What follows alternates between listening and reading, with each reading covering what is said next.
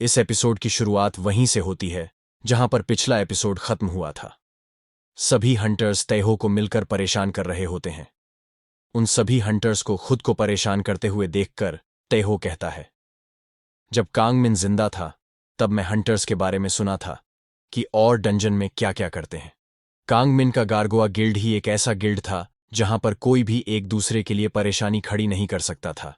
जब तक दुनिया का सबसे ताकतवर हंटर अपनी खतरनाक शक्तियों के साथ वहां पर था, तब तक कोई भी गलती से भी उसके लिए परेशानी खड़ी करने के बारे में सोच भी नहीं सकता था। कांग मिन डंजन छोटी से छोटी गलती को भी बर्दाश्त नहीं करता था, यहां तक कि उसने हमेशा यह सुनिश्चित किया कि पूरी जांच के माध्यम से दोषी हंटर को न्याय के कटघरे में लाया जाए। हालांकि उसके दुश्मनों की संख्या में वृद्धि हो रही थी, लेकिन किसी ने भी सीधे तौर पर कांग मिन का विरोध नहीं किया क्योंकि वह बहुत ताकतवर था। ओह ताएहो अपनी बहन के साथ रहते हुए एक मेटाहुमन के रूप में अवेकेंड हुआ, एक गैर मेटाहुमन जो जागृत नहीं था। जागने से पहले ही वह गैर मेटाहुमन्स कांग मिन के बारे में पहले से ही जानता था और उसके गिल्ड में शामिल हो गया। ओह ताएहो अपनी बहन का बदला लेने के लिए एक हंटर बन गया जो उसकी देखभाल करती थी, और कांग मिन ने उसकी देखभाल की और उसकी रक्षा की जब तक कि कांग मिन की एक रहस्यमय दुर्घटना में मृत्यु नहीं हो गई। कांग मिन की मृत्यु के बाद ओह ताएहो अन्य हंटर्स की ही तरह हंटर बन जाता है। जो हंटर कांग मिंग से उसकी ताकत के कारण डरते थे, उन्होंने एक एक करके अपना असली रंग दिखाना शुरू कर दिया। ताएहो अभी ये सभी बातें सोच ही रहा होता है कि तभी वो सभी हंटर्स तैहो से कहते हैं, मुझे तुमसे कितनी बार कहना होगा कि यदि तुम मुझे अपनी बहन से मिलने दोगे तो तुम्हें पता भी नहीं कि तुम्हारा जीवन कितना बेहतर हो जाएगा। हंटर्स में से एक ने कहा, मैं भी उससे मिलने जा रहा हूं, क्या तुम्हें लगता है कि तुम अकेले हो जो उसे ढूंढोगे? एक और हंटर उन सभी की बातों में शामिल हो गया। उन सभी हंटर्स की बातों को सुनने के बाद ओह ताएहो ने अपनी मुट्ठियां भींच लीं। वह उन सभी हंटर्स को जान से मार देना चाहता था, लेकिन वह असहाय था क्योंकि वह कमजोर था। पंख, तुम कहीं जाना चाहते हो, है ना? आप अपनी बहन को देखना चाहते हैं, है ना? अगली बार उसे अपने साथ ले आना, समझ गया? हंटर्स में से एक ने उसे चेतावनी दी। ओह ताएहो जीना चाहता था, इसलिए जैसे ही वह कुछ कहने वाला था, उसे सबसे पहले स्थिति से बाहर निकलना था। वह भारी था, घसीट रहा था। उसने किसी को आते हुए सुना। सभी हंटर इधर उधर हो गए जब कांग ह्यूक उनके सामने आया। कांग ह्यूक ने एक शब्द भी कहे बिना हंटर्स को एक एक करके देखा क्योंकि वह जिसे तलाश रहा था वह वहां नहीं था। फिर उसने पूछा, हुआंग की हो कहां है? जब कांग ह्यूक ने अपना प्रश्न पूछा तो सभी हंटर्स ने एक दूसरे की ओर देखा और उनमें से एक ने पूछा, है वो कौन है? तभी दूसरे ने उत्तर दिया, शायद कोई है जो क्यूहो को जानता है। उन सभी हंटर्स में से एक जो ओह ताएहो को चिढ़ा रहा था, वो खड़ा हुआ और कांग ह्यूक के पास आया और उसे ध्यान से देखा। एक बार जब उन्होंने पुष्टि की कि कांग ह्यूक अकेला है, तो हुआंग की हो कांग ह्यूक से पूछा है, तुम यहां पर कैसे आ गए? प्रवेश द्वार पर तो एसोसिएशन के कर्मचारी पहरा दे रहे हैं। उस हंटर के सवाल को सुनने के बाद कांग ह्यूक उससे फिर से पूछा है कि हुआंग की हु कहां है।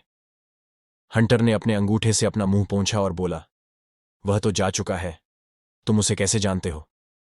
उस हंटर की बातों को सुनने के बाद कांग ह्यूक को आश्चर्य हुआ कि क्या वह हुआंग की हो से चूक गया था। उसने देखा कि अन्य हंटर्स उसे ध्यान से देख रहे थे। कांग ह्यूक ने एक युवा हंटर की तरफ देखा जो अन्य लोगों से घिरा हुआ था।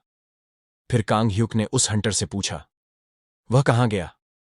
उसकी आवाज शांत थी, लेकिन उसकी भावनाएं हंटर्स तक स्पष्ट रूप से व्यक्त हो गई थीं। कांग ह्यूक के सामने खड़े हंटर को बेचैनी की तीव्र भावना महसूस हुई। यह स्पष्ट था कि उनके बीच मैत्रीपूर्ण संबंध नहीं थे। माहौल को इतना गंभीर होते हुए देखकर दूसरा हंटर कांग ह्यूक से पूछता है, अरे, आपने मेरे प्रश्न का उत्तर नहीं दिया। आप हुआंग की हो को कैसे जानते हैं? उन हंटर्स की बातों को सुनने के बाद कांग ह्यूक उनसे कहता है, यह पर्सनल मैटर है, तो इसलिए तुम लोग मुझे बता दो कि वह कहां गया है। कांग ह्यूक की बातों को सुनने के बाद वह हंटर्स एक दूसरों की ओर देखने के बाद एक एक करके वे अपने हथियार निकालने लगते हैं। कांग ह्यूक के सवाल को सुनने के बाद एक हंटर गुस्से में उससे कहता है, मैं अचानक किसी अजनबी के सवाल का जवाब क्यों दूंगा? और तुम मुझसे इस तरह क्यों बात कर रहे हो? क्या तुम मुझे जानते हो?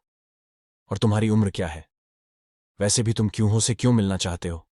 हमने तो तुमको पहले कभी नहीं देखा। तभी अचानक हंटर्स के कानों में एक खोखली आवाज गूंजी। तेज आवाज के साथ एक आदमी दीवार तोड़ता हुआ तेजी से कांग ह्यूक के पास से गुजर गया।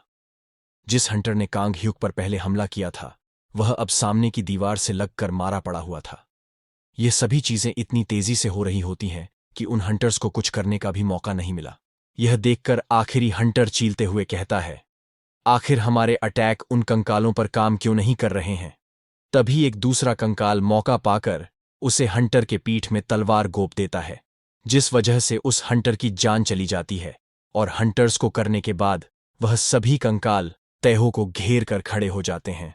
वह सभी कंकाल तैहो को मारने वाले होते हैं कि तभी कांग ह्यूक उसके पास आ जाता है और उसे कहता है, तुम्हारे पास एक ही मौका है, इसीलिए मुझे सीधे सीधे बता दो कि क्यूहो कहाँ पर है। कंकालों को खुद को घेरे हुए देखकर तैहो इतना डर जाता है कि वह कांग ह्यूक बातें भी नहीं सुन पाता है। अपने डर से बाहर आते हुए तैहो मन ही मन कहता है, पता नहीं आदमी अचानक से यहां पर प्रकट कैसे हो गया, और ये है कौन, और यह क्यूहो को इतनी अधीर होकर क्यों ढूंढ रहा है। तैहो इतनी जल्दी नहीं मरना चाहता था, इसलिए वो तुरंत कांग ह्यूक को बता देता है कि क्यूहो गंगनम के किसी क्लब में गया होगा। तैहो की बातों को सुनने के बाद कांग ह्यूक उससे कहता है, अगर तुम जिंदा रहना चाहते हो तुम मुझे क्यूहो के पास ले चलो। कांग ह्यूक की बातों को सुनने के बाद वह कहता है, हाँ मैं जीना चाहता हूं, पर मुझे ठीक से नहीं पता कि वह किसी क्लब में है। इतना कहने के बाद जब वह कांग ह्यूक की डरावनी लाल आंखों को देखा है तो वो डर जाता है और डर के मारे कांग ह्यूक से कहता है, मैं उसे ढूंढने की पूरी कोशिश करूंगा। इसके बाद यह एपिसोड यहीं पर खत्म हो जाता है। अगर आप लोगों को हमारा वीडियो पसंद आए तो हमारे वीडियो को लाइक कीजिए और हमारे चैनल को सब्सक्राइब कीजिए। Thank you for watching.